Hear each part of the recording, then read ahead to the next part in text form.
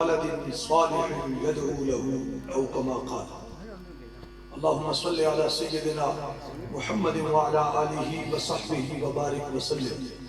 الصلاة والسلام عليك يا سيدي يا رسول الله وعلى آلك وأصحابك يا حبيب الله. الصلاة والسلام عليك يا جد الحسنين وعلى آلك وأصحابك يا إمام القبلتين. رب اشرح لي صدري ويسر لي امري واحلل عقدة من لساني يفقهوا قولي. نہایت عزت و توقیر کے لائق جمیع حضرات علماء کرام، سادات ذی احتشام،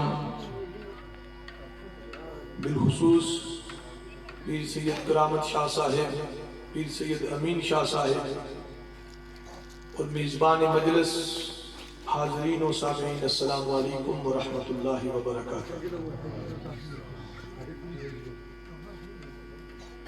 ہم سب محترم راجہ ندیم صاحب اور ان کے برادران اور ان کے اعزاء و اقربا،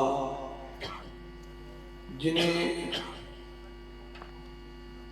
مرحومہ مغفورہ ندیم صاحب کی ہمشیرہ صاحبہ کے چلے جانے سے دکھ پہنچا، اس پر ان سے اظہار ہمدردی و تعزیت بھی کرتے ہیں اور کرنے آئے ہیں، اور اس کے ساتھ ان کی بخشش کی اور درجات کی بلندی کی دعا بھی کرتے ہیں اور کریں گے انشاءاللہ۔ وقت کافی ہو گیا، میرے خیال میں دعا کا وقت ہے اس میں، اور ابھی کے وقت میں تھوڑا فاصلہ ہے۔ ہم چاہیں گے کہ جو وقت آپ کا مقرر ہے اسی میں آپ دعا کریں۔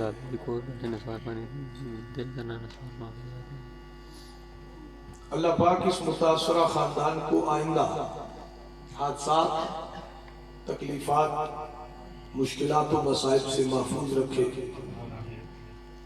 اس سانحہ اور دکھ پر صبر اور اس صبر پر عظیم الشان اجر عطا فرمائے۔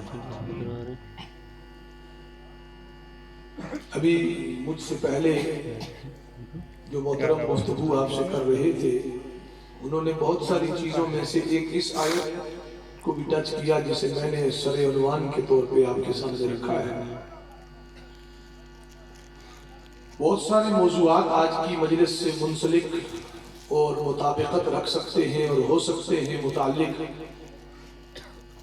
ایک تو مصائب و آلام ہے، اس کا ذکر میں دو حوالوں سے کرنا چاہتا ہوں۔ ایک اس خاندان پر مصیبت اور پریشانی آئی ہے، اور دوسرا جس مرحومہ کے اصالِ ثواب کے لیے ہم جمع ہیں، جتنا مجھے پتا چلا ان کی اپنی زندگی بھی آزمائشوں اور مصائب سے عبارت تھی۔ دوسرا، اصالِ ثواب کی یہ مجالس اور یہ محافل تو آئے روز ہم دیکھتے رہتے ہیں، کیا اس سے مرنے والے کو کوئی نفع پہنچ سکتا ہے یا اس کے لیے یہ مفید ثابت ہو سکتی ہے؟ دوسرا، اس چیز کو ہم مختصراً دیکھتے ہیں۔ ایک خوشخبری ہے آپ کے لیے کہ میں نے آپ سے اپنی جتنی بھی گفتگو ہوئی ایک مرتبہ بھی نہیں کہنا کہ آپ سے بات کریں۔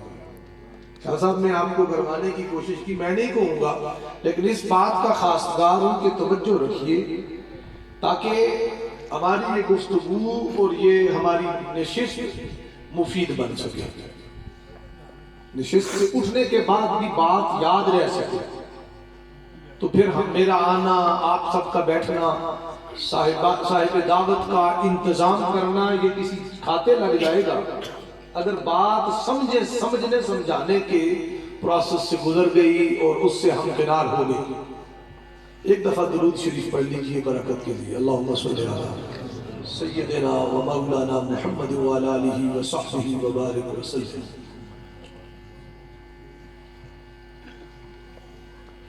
مصائب و آلام آنے کے مختلف اسباب ہوتے ہیں۔ قرآن مجید کے اندر اس موضوع کو کئی ایک مقامات پر ذکر کیا گیا ہے۔ مصیبتیں کیوں آتی ہیں؟ اس کے کئی اسباب ہیں۔ ان میں سے دو بڑے سبب ہیں. ایک سبب درجات کی بلندی ہے اور ایک سبب بھولے بسرے لوگوں کو راہ راست پہ لانا. کتنے اسباب ہو گئے؟ دو. کیوں مصیبت آتی ہے؟ ویسے میں نے کہا بے شمار اسباب ہیں لیکن بڑے دو سبب ہیں. پہلا یہ کہ جو لوگ اللہ کے قریب ہوں انہیں مزید قریب کیا جائے اور انہیں گناہوں اور علائشوں سے پاک کر کے اس قابل بنایا جائے کہ وہ محبوبیت کے مقام پر پہنچ جائے، اللہ کے محبوب بن جائے. اور یہ میں اپنے پاس سے نہیں کہہ رہا، نبی علیہ السلام کی درجنوں احادیث اس پر گواہ ہے. دوسرا سبب وہ لوگ جو اللہ سے کسی وجہ سے دور ہوتے ہیں، اللہ کے ذکر سے غافل ہوتے ہیں، اللہ اور اللہ کے رسول کی اطاعت سے دور ہوتے ہیں، دین کی برکات اور دین کے نورانی ماحول سے دور ہوتے ہیں. اللہ انہیں چاہتا ہے کہ وہ اس راستے پہ آ جائیں تو انہیں مشکلات سے گزارتا ہے تاکہ وہ اپنا قبلہ سیدھا کر لیں. جس کو ویسے خدا نہ یاد آوے تو کہ ویلے اللہ یاد آ ہی جاتا ہے. پورے راستے ٹول تو مکھیاں تک جا رہے ہوئے تو خدا نہ خواستہ راستے گڈی ہلارے کھائے پتہ لگے کہ روڑوں لگی ہے تو اتنے اللہ اللہ ہی کر دیتا ہے. بھئی یعنی مشکل ایسی چیز ہے جو بندے کو اس کے وطن کی طرف موڑ کے متوجہ کرتی ہے. تو یہ دو اسباب ہیں. اب موت اور زندگی جیسے وہ ابھی سورہ ملک کی آیت پڑھ رہے تھے وہ تو ایک فلسفہ، ایک اللہ کی سنت، ایک طریقہ ہے. جس جو آیا ہے اس نے جانا ہے، مرنا تو ہے. لیکن یہ جو ابتلاء و آزمائش ہے کہ ہم نے موت و زندگی کا یہ خسارہ بنایا اس لیے ہے کہ ہم چاہتے لیبلوکم، ہم تمہیں ابتلاء سے گزارنا چاہتے ہیں، امتحان سے گزار کر یہ طے کرے کہ کون ہے جو اچھے کام کرتا ہے. اس کا تعلق اسی مجلس کے اس عنوان کے ساتھ. بھائی صاحبہ جن کو ہم خراج تحسین اور اصالِ ثواب کر رہے ہیں، مجھے ندیم صاحب کیونکہ میرے پڑوسی بھی ہیں وہاں اسلام آباد میں، اچھی پرانی ہماری کافی دعا سلام بھی ہے، اور ان کے سارے خاندان سے یہ نوید صاحب ہیں، دیگر ان کے بھائی، ان کے بھتیجے، اللہ پاک خوش رکھے. دینی رغبت رکھنے والے لوگ ہیں تو اسی لیے شاید یہ دین کا ماحول، بزرگوں کی تربیت اچھی ہوئی ہوگی. ان کی مشیرہ صاحبہ نے بچپن سے یا اپنی جوانی سے لے کر مشکلات دیکھی، ایسی بھی ندیم صاحب سکھ کم دیکھے دکھ زیادہ دیکھے. اب کچھ لوگ ان دکھوں سے مایوس ہو کر مزید اللہ کے قریب ہونے کے بجائے مزید دور ہو جاتے ہیں. بے شمار لوگ دنیا میں ایسے ہیں جو شکووں پہ اتر آتے ہیں، تقدیر سے ناراض ہو جاتے ہیں، اللہ کے پہ شکوے کرنے لگ جاتے ہیں. میں تیری کی فصل اجاڑی گا، فلاں مزے میں ہے، فلاں مزے میں ہے، میں کوئی الٹا کام بھی نہیں کرتا پھر بھی مجھ پہ مصیبت. دعائیں مانگ کے تھک گیا ہوں، رو رو کے تھک گیا ہوں، میں تھک گئی ہوں، میری مصیبتیں ختم ہونے کا نام ہی نہیں لے رہی. پتہ نہیں اللہ کس چیز کا بدلہ لے رہا. استغفر اللہ. اللہ بدلہ لینے پہ آ جائے تو ایک سانس لینے کے بھی ہم مستحق نہیں ہیں. وہ بدلے پہ آ جائے ہم اس کے بدلوں کا مقابلہ کر سکتے ہیں. ان بطش ربک لشدید، اس کی پکڑ کا مقابلہ تو فرعون اور نمرود نہیں کر سکتے. دنیا کی بادشاہتیں رکھنے والے اس کی پکڑ کا سامنا نہیں کر سکتے. بادشاہتیں تو چھوٹی بات ہے. اب قیامت کے احوال پڑھیے احادیث مبارکہ میں، انبیاء اور رسول اللہ کے غضب کے سامنے لرزہ برنداد ہو. وہ قیامت تو آئے گی نا. یہاں دیکھیے جب تیز آندھی چلتی ہے یا جب بارش تیز ہوتی ہے، سید عالم کا رنگ مبارک بدل جاتا ہے. آپ روتے ہوئے بھاگتے ہوئے مسجد میں جاتے ہیں اور جا کر اللہ کی بارگاہ میں گر گراتے ہیں، مولا کیا تو نے مجھ سے وعدہ نہیں کیا تھا کہ میرے ہوتے ہوئے عذاب نازل نہیں کرے گا؟ اللہ کے غضب یہ کہنا کہ اللہ پتہ نہیں کس چیز کا بدلہ دے رہا. استغفر اللہ العظیم. پتہ نہیں سازوکڑے یا گناہ دی سزا ملنے کی جملے آپ سنتے ہیں، پتہ نہیں کیا مطلب. ہم نے تھوڑے کیے کہ پتہ نہیں کن کی سزا ملنی. سزا دینے پہ وہ آ جائے تو میں نے پہلے عرض کیا کہ انصاف پہ اگر وہ آ جائے تو ہم ایک سانس لینے کا بھی استحقاق، ایک لقمہ غذا کا لینے کا استحقاق نہیں رکھتے۔ نعمتوں کی اس نے انتہا کی ہے، انعامات کی انتہا کی ہے، فضل و کرم و رحمت کی انتہا کی ہے۔